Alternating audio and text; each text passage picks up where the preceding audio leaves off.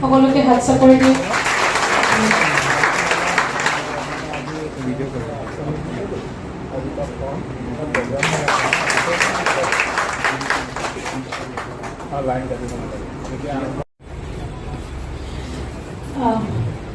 এতিয়া মই মহতীৰ্থসকলক অনুৰোধ কৰিম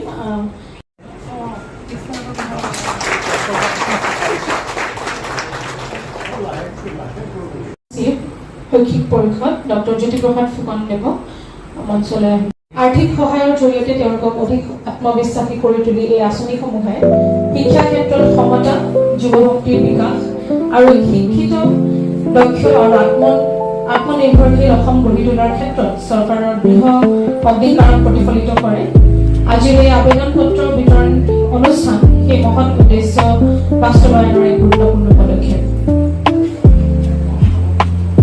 আগুৱাই লৈ যাব লাগিব, কলেজখনক আগুৱাই লৈ যাব লাগিব, শিক্ষানুষ্ঠানবিলাক আগবঢ়াই লৈ যাব লাগিব।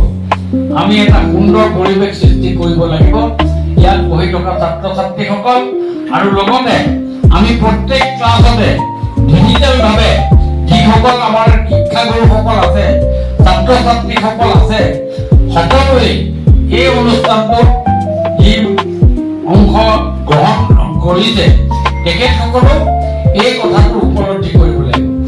আপোনালোকৰ ঘৰখনৰ পাছতে আপোনালোকৰ শিক্ষানুষ্ঠানটোৰ ক্ষেত্ৰত আপোনালোকে চিন্তা চৰ্চা কৰিব লাগিব। এই শিক্ষানুষ্ঠানে আপোনাৰ জীৱনৰ দিশ নিৰ্ণয় কৰিব। এই শিক্ষানুষ্ঠানৰ জৰিয়তে আপোনাৰ জীৱনৰ বাকী অংশটো আপুনি কেনেকে পাৰ কৰিব এইটো দিশ নিৰ্ণয় কৰিব আপোনালোকৰ ব্যৱহাৰ, আপোনালোকৰ অধ্যয়ন আৰু আপোনালোকে সকলোখিনি কথা নিৰ্ভৰ কৰিব। 90% আপোনালোকৰ ওপৰত নিৰ্ভৰ কৰিব, বাকী 10% কলেজৰ ওপৰত নিৰ্ভৰ কৰিব। সেইকাৰণে আপোনালোকৰ এই পবিত্ৰ অনুষ্ঠানটো আপোনালোকে সুন্দৰ পৰিষ্কাৰ পৰিচ্ছন্নতা আৰু পৰিৱেশ এটা সৃষ্টি কৰিব লাগিব যে কলেজখনত সোমাই যোৱাৰ লগে লগে যে আমাৰ পঢ়াৰ ক্ষেত্ৰত আগ্ৰহ তো আপোনাৰ এই গেটখনত সোমাই যোৱাৰ লগে লগে এটা পৰিৱেশ হ'ব লাগিব। আপোনালোকে আজি চব সুপ্ৰতিষ্ঠিত কৰাৰ ক্ষেত্ৰত আপোনালোকে বিহিত ব্যৱস্থা ল'ব পাৰিব। মই সকলোকে আগন্তুক দিনত আমি আমাৰ সমাজখন, আমাৰ সমাজ ব্যৱস্থা আগন্তুক দিনত আপোনালোকে বৰ্তমান সমাজখনৰ যি ধৰণে আগবাঢ়ি গৈছে ইয়াক আৰু ত্বৰান্বিত কৰিবৰ কাৰণে নিশ্চয় আপোনালোকৰ ফালৰ পৰা সহায় সহযোগিতা আমি আশা কৰিছোঁ। আজি আপোনালোক উঠি অহা প্ৰজন্ম আৰু কাইলৈ আপোনালোক এজন সুনাগৰিক হ'ব। আপোনালোকে দেশৰ ধৰণী ধৰিব বিশ্ববিখ্যাত শিক্ষা কেন্দ্ৰসমূহলৈকে শিক্ষা আমাৰ সভ্যতাৰ ভেটি সুদৃঢ় কৰি এক প্ৰগতিশীল জাতি গঢ়ি তোলাত গুৰুত্বপূৰ্ণ ভূমিকা পালন কৰি আহিছে।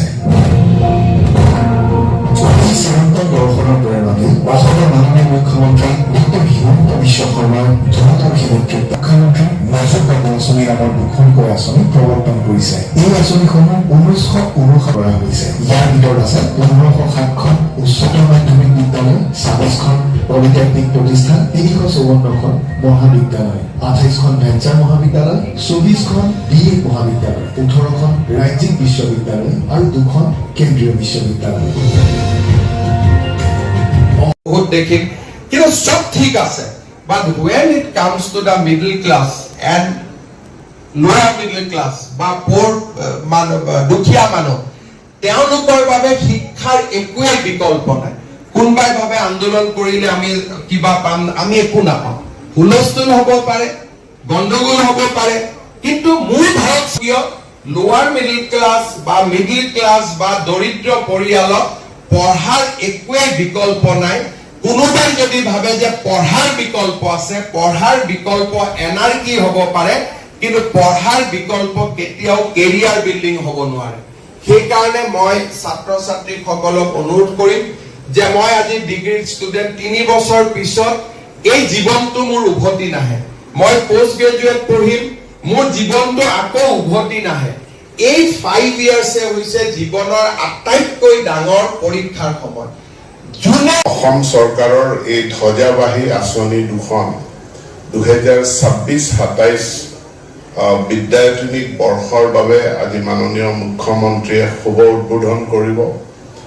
তাৰ কাৰণে মই আপোনালোক সকলোকে অভিনন্দন জ্ঞাপন কৰিছোঁ আৰু মাননীয় মুখ্যমন্ত্ৰী এক ভৱিষ্যদ্ৰষ্টা মুখ্যমন্ত্ৰী আৰু সদায় চৰকাৰী আঁচনিসমূহত উদ্ভাৱনী এটা শক্তি অনা আৰু উদ্ভাৱনীমূলক ইনোভেটিভ স্কিমেৰে অসমখনক আগুৱাই নিয়াৰ যি প্ৰয়াস কৰিছে তাত নিযুত মইনাৰ পাছত নিযুত বাবু সংযোজিত কৰিছে আৰু এই দুইখন আঁচনিৰ বাবে মই শিক্ষা বিভাগৰ তৰফৰ পৰা মাননীয় মুখ্যমন্ত্ৰীক অশেষ ধন্যবাদ কৃতজ্ঞতা জ্ঞাপন কৰোঁ।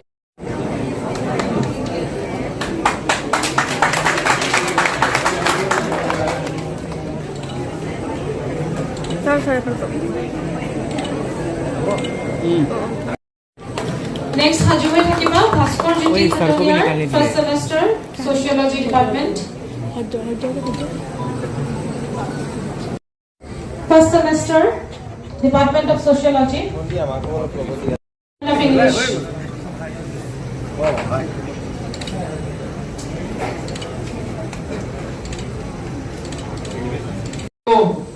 হতুৱাৰ পৰা অষ্ট্ৰিয়া হৈ পেৰিছ খাবতি ললো মই ইলুৰাৰ পৰা পুৰণিৰণ চিকাগোলৈ কঢ়িয়ালো গালিবৰ শ্বেৰ মিছন বেৰ মিনাৰত শুনা পালো মাৰ্ক টুৱেইনৰ সমাধিত বহি গড়কেৰি কথা কলো বাৰে বাৰে দেখো বাদৰ মানুহ আপোন হৈছে বৰ সেয়ে মই যাযাবৰ মই এটি যাযাবৰ সেয়ে মই যাযাবৰ মই এটি যাযাবৰ।